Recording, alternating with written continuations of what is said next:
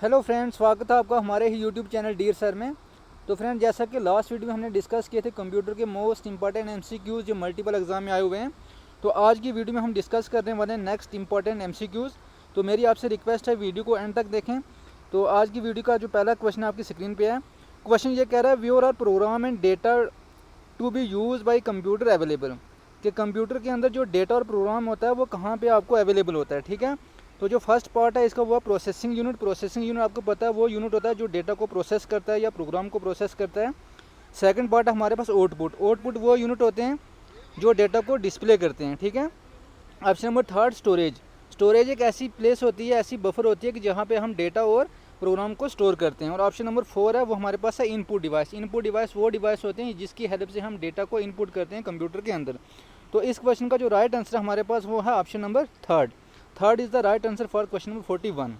Question number 42 कह रहा है in HTML tag B display the enclose text in, कि HTML जो होता है उसकी फुल फॉर्म होती है hyper text markup language. Hyper text markup language कई बार एग्जाम में पूछा जाता है कि HTML की फुल फॉर्म क्या है। ठीक है, तो जो HTML हमारे पास होता है ये एक वेब लैंग्वेज होती है। कौन सी लैंग्वेज होती है? Web language. ठीक है, और ये किस लिए होती है कि वेब लैंग्वेज को, वेब पेज को बनाने के काम आती है। ठीक है, तो कह रहा है कि इसके अंदर जो टैग बी होता है, ये जो टैग बी होता है और उसको टैग को क्लोज किया हुआ है, ये टेक्स्ट के क्या मतलब क्या डिस्प्ले करते हैं ये। ठीक है, पहला क्या, black colour, background colour, bold या ब्राइट। तो बी से क्या होता है कि जो आपका टेक्स्ट होता है वो होता है बोल्ड। ठीक है, तो ऑप्शन जो थर्ड है वो आपका राइट आंसर है इस क्वेश्चन का। ओके, क्वेश्चन नंबर 43 कह रहा है which of the following is not a hardware, ये बताओ कि इनमें से जो चार ऑप्शन आपको दिए हुए हैं इसमें से हार्डवेयर कौन सा नहीं है। ठीक है, तो आपका जो फर्स्ट पार्ट है आपको पता होना चाहिए जो हार्डवेयर होते हैं वो पार्ट्स होते हैं जिनको हम फिजिकली टच कर सकते हैं। जैसे आप हमारे पास एग्जांपल होगी प्रिंटर हो गया, स्कैनर हो गया, माउस हो गया, कीबोर्ड्स हो गया। ठीक है, और अदर पेरिफेरल डिवाइसेस होते हैं कि जिसको हम टच भी कर सकते हैं, तो उनको हम बोलते हैं हार्डवेयर डिवाइसेस। ठीक है, तो यहाँ पे ऑप्शन क्वेश्चन में पूछ रहा है कि कौन से इनमें से कौन सा ऑप्शन है जो हार्डवेयर नहीं है। ठीक है, तो पहला जो पार्ट है वो आपका प्रोसेसर चिप्स। तो पिछले क्वेश्चन में हमने डिस्कस किया था कि प्रोसेसिंग यूनिट वो होता है कि जो क्या करता है डेटा को प्रोसेस करता है, और प्रोसेसर चिप क्या होती है, ऐसी चिप होती है जिसको हम प्रोसेसर चिप बोलते हैं, वो CPU के अंदर होती है जिसका काम होता है डेटा को प्रोसेस करना। ठीक है, सेकंड पार्ट है प्रिंटर। प्रिंटर क्या हमारे पास ये क्या हार्डवेयर है जिसका काम क्या होता है डेटा को प्रिंट करना। और थर्ड पार्ट है हमारे पास माउस क्या ये इनपुट डिवाइस है और ये हार्डवेयर भी है। ठीक है, और लास्ट पार्ट है हमारे पास जावा। तो इस क्वेश्चन का जो राइट आंसर हमारे पास क्या आ गया, जावा, क्योंकि जावा एक प्रोग्रामिंग लैंग्वेज है जो प्रोग्राम बनाने के काम आती है। ठीक है, क्वेश्चन नंबर 44 कह रहा है which one of the following is not a system which one of the following is a system software, कि जो आपको चार ऑप्शन दिए हुए हैं इसमें से सिस्टम सॉफ्टवेयर कौन सा है। ठीक है, तो सबसे पहले बात आपको पता होनी चाहिए कि जो सिस्टम सॉफ्टवेयर क्या होता है, सॉफ्टवेयर होता है सेट ऑफ प्रोग्राम्स। ठीक है, सेट ऑफ प्रोग्राम्स होते हैं जिसकी हेल्प से हम क्या करते हैं कि मल्टीपल सॉफ्टवेयर को बनाते हैं। ठीक है, तो सॉफ्टवेयर हमारे पास जो होते हैं वो दो टाइप्स के होते हैं, एक होता है हमारे पास सिस्टम सॉफ्टवेयर और एक होता है एप्लीकेशन सॉफ्टवेयर। मतलब मेजर कैटेगरीज ये दो होती हैं, इसके बाद हमारे पास अदर कैटेगरीज में भी सॉफ्टवेयर को हम डिवाइड करते हैं, लेकिन मेजर जो आपको पूछा जाता है वो या तो सिस्टम सॉफ्टवेयर या तो एप्लीकेशन सॉफ्टवेयर। ठीक है, तो सिस्टम सॉफ्टवेयर वो सॉफ्टवेयर होता है कि जो मैन्युफैक्चर क्या करते हैं, मतलब ड्यूरिंग कंप्यूटर को जब वो बनाते हैं तभी वो क्या करते हैं उसके अंदर इनबिल्ड कर देते हैं। ठीक है, तो सिस्टम सॉफ्टवेयर की एग्जांपल हमारे पास जैसे बेस्ट एग्जांपल हमारे पास क्या ऑपरेटिंग सिस्टम। ठीक है, तो ये क्वेश्चन कह रहा है which one of the following is a system software. ठीक है, तो आपको पता होना चाहिए, मैंने एप्लीकेशन सॉफ्टवेयर बताया कि एप्लीकेशन सॉफ्टवेयर वो सॉफ्टवेयर होते हैं जो इंपॉर्टेंट या मल्टीपल टास्क के लिए यूज़ करते हैं हम। जैसे हमारे पास स्प्रेडशीट हो गया, MS वर्ड हो गया। ठीक है, तो क्वेश्चन नंबर 44 का जो पहला पार्ट है ये आगे डेटाबेस प्रोग्राम। डेटाबेस प्रोग्राम क्या होता है, ये हमारे पास एप्लीकेशन सॉफ्टवेयर है जिसमें हम क्या करते हैं कि डेटा को मेंटेन करते हैं। ठीक है, सेकंड पार्ट है वर्ड प्रोसेसर। वर्ड प्रोसेसर क्या होता है कि जिसमें हम क्या करते हैं कि वर्ड प्रोसेस करते हैं, मतलब डेटा को टाइप करते हैं, जो हमारे पास क्या होता है बैनर बनाने के काम आता है। ठीक है, पेपर टाइप करने के काम आता है। ठीक है, मल्टीपल काम होती हैं वर्ड प्रोसेसर के। ठीक है, और लास्ट पार्ट थर्ड पार्ट है हमारे पास स्प्रेडशीट। स्प्रेडशीट को हम क्या बोलते हैं, एक्सेल भी बोलते हैं। तो आपकी जितनी फाइनेंशियल स्टेटमेंट होती हैं वो स्प्रेडशीट से ही बनती हैं। ठीक है, तो लास्ट पार्ट हमारे पास क्या गया, कंपाइलर। तो कंपाइलर हमारे पास जो क्या है वो क्या एक सिस्टम सॉफ्टवेयर है जिसका काम क्या होता है कि मतलब प्रोग्राम्स को कंपाइल करना, और ये एक ही टाइम में प्रोग्राम को क्या कर देता है, कंपाइल कर देता है। ठीक है, question number 45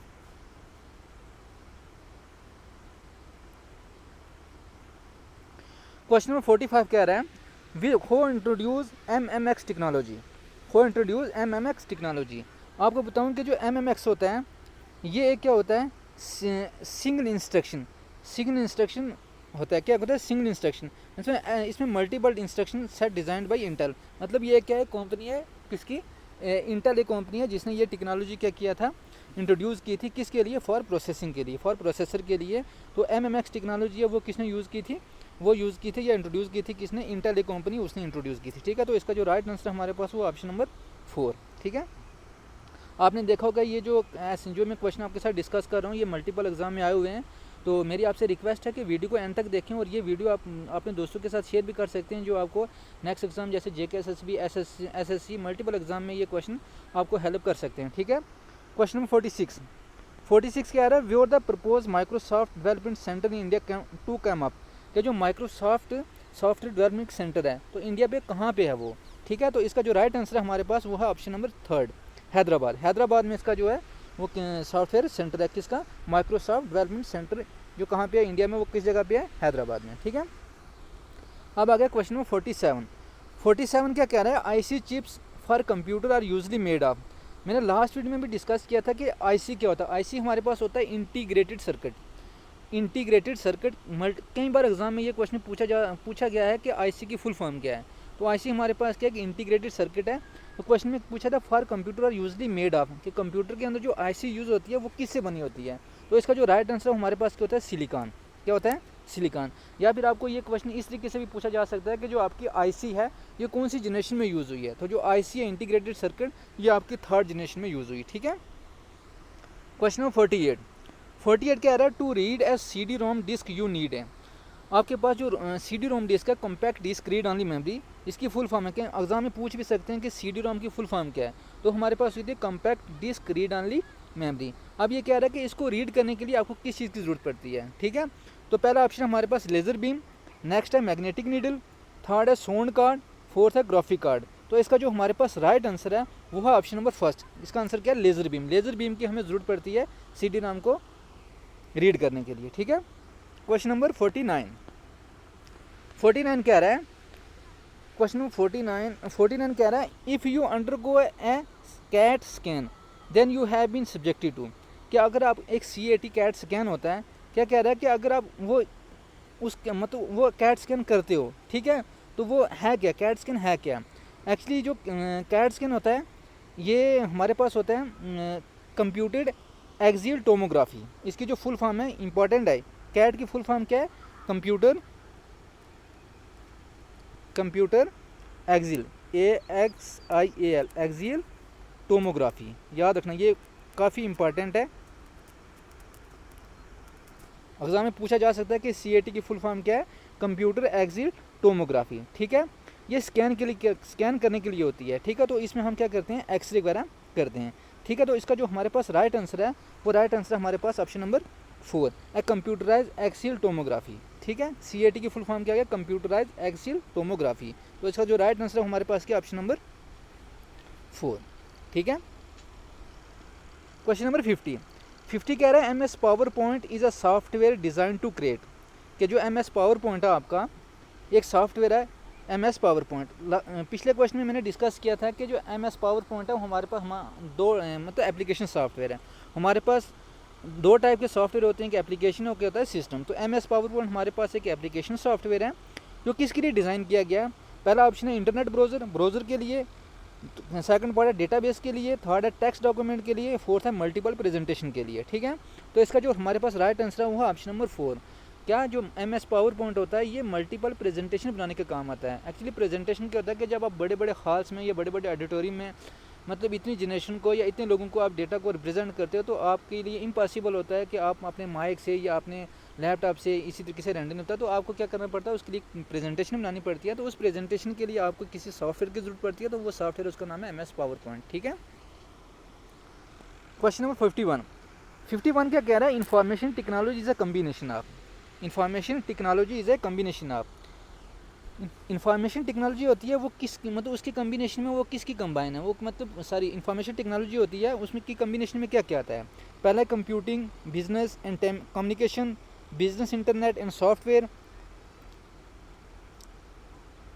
micro electronic, computing and communication, database management, communication and internet. तो इसका जो हमारे पास राइट आंसर है कि आईटी होती है इंफॉर्मेशन टेक्नोलॉजी, ये एक इंजीनियरिंग की ब्रांच है। तो इसमें हम किसकी स्टडी करते हैं या किसकी कम्बिनेशन होता है, ये किसका कम्बिनेशन होता है, एक होता है डेटाबेस मैनेजमेंट सिस्टम, नेक्स्ट होता है कम्युनिकेशन और फोर्थ होता है हमारे पास इंटरनेट। ठीक है, क्वेश्चन है 52 कह रहा है an electronic device that produce sound from instruction in A mini file.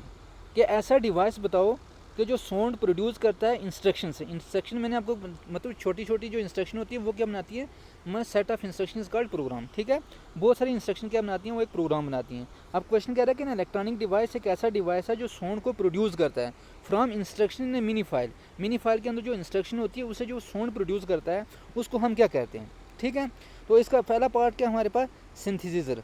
तो साउंड सिंथेसिस एक इलेक्ट्रॉनिक इंस्ट्रूमेंट होता है। क्या होता है, एक इलेक्ट्रॉनिक इंस्ट्रूमेंट होता है जिसकी कैपेबिलिटी होती है वो प्रोड्यूसिंग करता है वाइड रेंज ऑफ साउंड, मतलब बहुत सी रेंज की, मतलब वाइड रेंज की वो साउंड क्या करता है, प्रोड्यूस करता है। ठीक है, नेक्स्ट हमारे पास क्या गया, स्कैनर। स्कैनर क्या होता है आपको पता है कि एक इनपुट डिवाइस है कि जिसकी हेल्प से हम क्या करते हैं कि डेटा को स्कैन करते हैं। ठीक है, थर्ड हमारे पास स्पीकर। स्पीकर क्या होता है कि जो आपको मतलब आउटपुट देता है, मतलब साउंड प्रोड्यूस करता है। ठीक है, साउंड देता है। ठीक, फोर्थ है हमारे पास सैम्पलर। तो इसका जो हमारे पास राइट आंसर है वो है option number first, synthesiser. Synthesiser क्या होता है कि एक इलेक्ट्रॉनिक डिवाइस है, एक इलेक्ट्रॉनिक इंस्ट्रूमेंट है जिसकी कैपेबिलिटी होती है कि वाइड रेंज में वो क्या करता है, साउंड को प्रोड्यूस करता है। ठीक है, क्वेश्चन 53 क्या कह रहा है, a technique for producing animation which one image change into another is called. क्या कह रहा है, एक ऐसी टेक्निक है जो प्रोड्यूस करते हैं। एनिमेशन क्या होता है कि जिसमें हम मतलब क्या करते हैं, कोई इमेज बनाते हैं वो मूवमेंट करती रहती है। ठीक है, जैसे आपने स्क्रीन पे कुछ देखे होंगे बबल्स, जब आप क्या करते हैं स्क्रीन सेवर रखते हैं, तो वो एक बेस्ट एग्जांपल है किसकी, एनिमेशन की। ठीक है, तो उसमें इमेज क्या करती रहती है, मूव करती रहती है। ठीक है, अपनी स्पेस से। तो एनी क्या कहना है कि एक टेक्निक है एनिमेशन की जिसमें हम क्या कहते हैं कि one image change into another image, एक इमेज दूसरी इमेज में चेंज हो जाती है। तो उसको हम क्या बोलते हैं, तो हमारे पास पहला क्या, एम्बेडिंग, नेक्स्ट है लिंकिंग, थर्ड है मॉर्फिंग, फोर्थ है स्कैनिंग। तो इसका जो हमारे पास राइट आंसर है वो राइट आंसर है हमारे पास क्या, ऑप्शन नंबर 3, मॉर्फिंग। मॉर्फिंग क्या होता है, मॉर्फिंग एक मतलब इफेक्ट होता है, मोशन इफेक्ट होता है, ये याद रखना।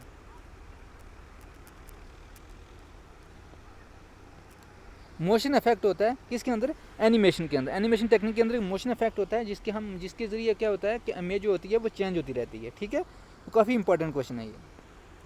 क्वेश्चन 54 कह रहा था device that convert digital signal into analogue signal at the start of long distance transmission.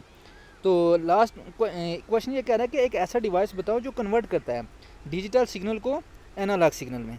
ठीक, eight the start of long distance transmission, जब हम क्या करते हैं डेटा को लॉन्ग डिस्टेंस में ट्रांसमिट करते हैं तो वो डेटा क्या होता है, कन्वर्ट होता है डिजिटल से एनालॉग में। अब बताओ कि वो कन्वर्जन जो होती है वो किसकी हेल्प से होती है, वो कौन सा डिवाइस है जो ये कन्वर्ट करता है डेटा को डिजिटल टू एनालॉग। तो इसका जो हमारे पास राइट आंसर है वो है ऑप्शन नंबर 2, जिसका क्या, मॉडम क्या होता है कि मॉड्यूलेटर, डी मॉड्यूलेटर। जैसे कि आपके पास एक ये कंप्यूटर है और एक ये कंप्यूटर, लॉन्ग मतलब वाइड रेंज में इनका डिस्टेंस जो वाइड है। ठीक है, तो ये जो कंप्यूटर है आपको पता है जो कंप्यूटर होता है वो दोनों कंप्यूटर होते हैं बाइनरी लैंग्वेज को अंडरस्टैंड करते हैं। ठीक है, अब जब ए कंप्यूटर से, मान लो ये ए कंप्यूटर है और ये बी है, अगर यहाँ से सिग्नल जाएगा किसके पास, बी के पास। ठीक है, तो आपको पता होना चाहिए कि ये भी डिजिटल सिग्नल को अंडरस्टैंड करता है और ये भी डिजिटल सिग्नल को अंडरस्टैंड करता है। अब जब यहाँ से डिजिटल सिग्नल लेगा, ठीक है, तो वहाँ सेंटर में एक लगा होगा मॉडम। तो यह क्या करेगा, जब यहाँ से डिजिटल सिग्नल क्या होगा निकलेगा, तो वो डिजिटल सिग्नल कन्वर्ट होगा किस में, एनालॉग में। देन यहाँ पे एक डी मॉड्यूलेटर लगा होगा, वो डी मॉड्यूलेटर फिर कन्वर्ट करेगा एनालॉग को डिजिटल में। तो इसका जो राइट आंसर हमारे पास क्या, मॉडम। क्वेश्चन 55 क्या कह रहा है, information is a combination of graphic, text, sound, video and animation.